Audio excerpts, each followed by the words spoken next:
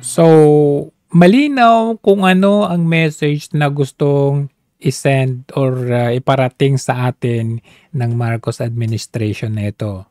Kumontra ka sa amin, may kalalagyan ka.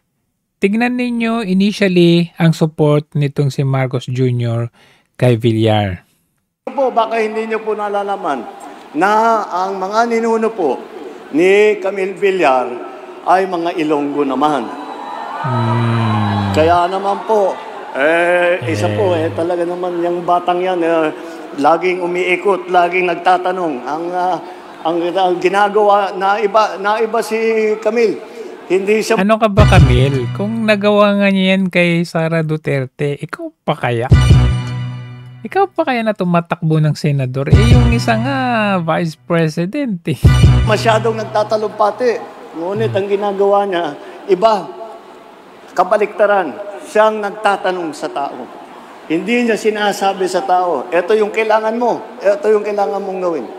Ang laging ugali niya, nagtatanong po, ano po ang kailangan ninyo? Ano sa palagay nyo ang kailangan gawin? Yan po ang mga kailangan natin sa Senado. Ang nakikinig sa tao, hindi linelekturan ang tao. A few moments later, nung nakita nila ito,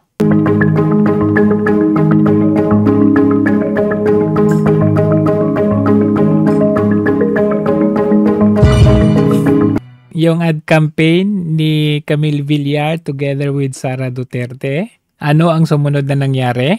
Anong investigasyon ng Malacanang sa umano'y palpak na serbisyo ng prime water ng pamilya Villar? Kumbinsido ang bise na politika lang ang dahilan. Lahat naman ng galawan ngayon ng administrasyon ay dahil sa politika.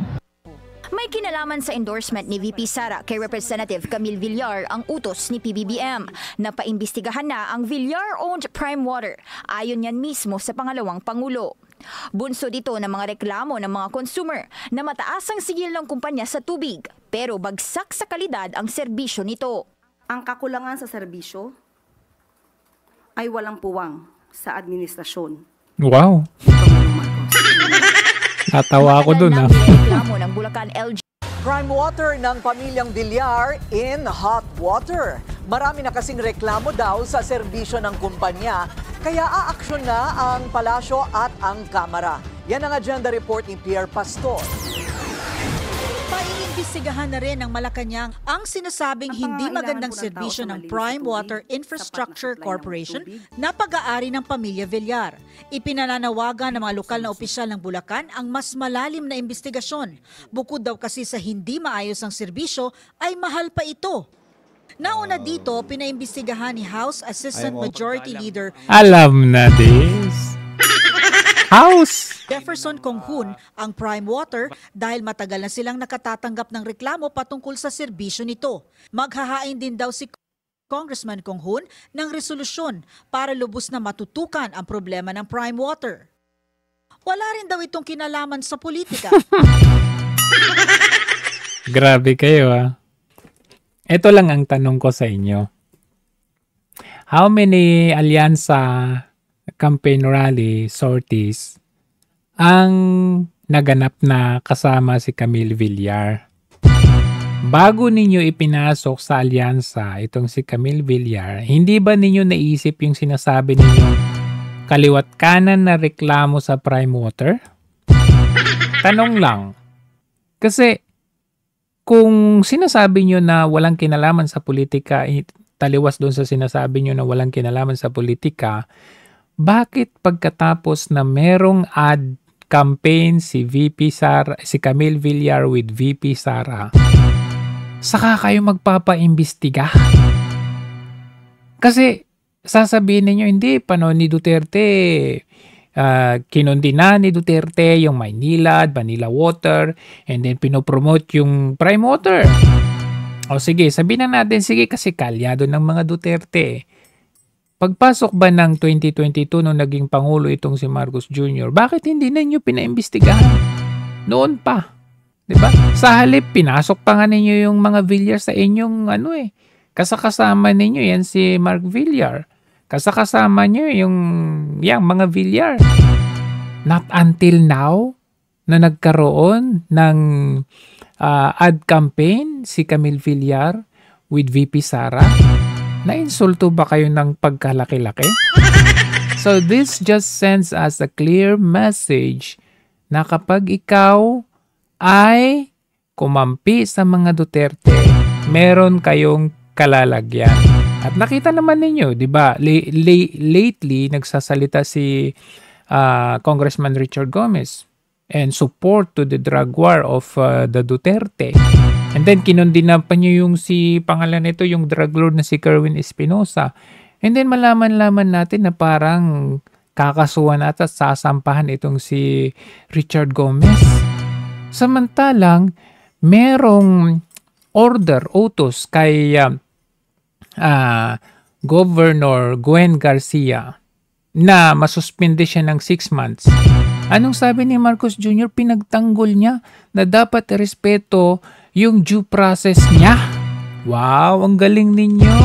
Samantalang yung ginawa ninyo kay Tatay Digong, walang due process. Tapos ito, may utos na nga ang korte. Pagtatanggol pa nitong si Marcos Jr. na yan. Samantalang yung mga iba, wala, contempt kaagad, kulong kaagad, may kaso na kaagad. O, diba? So, dito pa lang, makikita natin na lumalabas talaga, matagal nang lumabas ang pagkatraidor ng Marcos Jr. administration na ito. Ano pa asahan natin dito, diba? Ng Prime Waters. To add that, marami na po. Marami daw. Na mga kababayan natin, ang customers po ng Prime Water. Okay.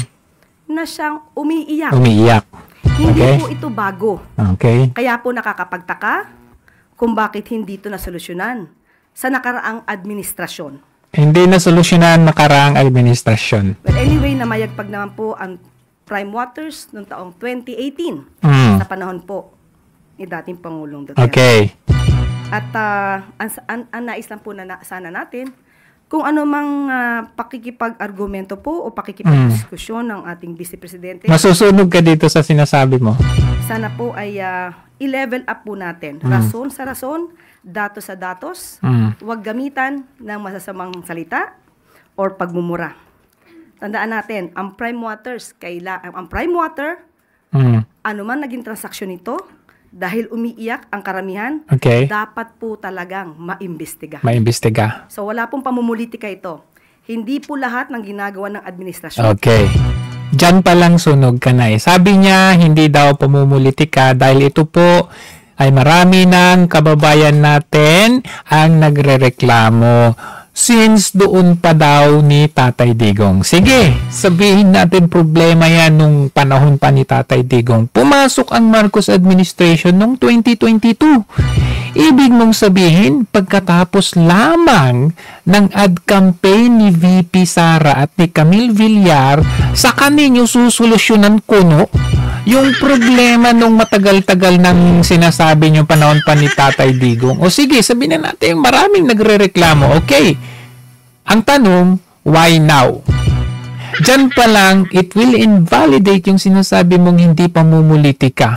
Ano to, timing? Na malapit na ang election in just a week? Ngayon nyo lang iimbestigahan? Hindi pamumulitika yan?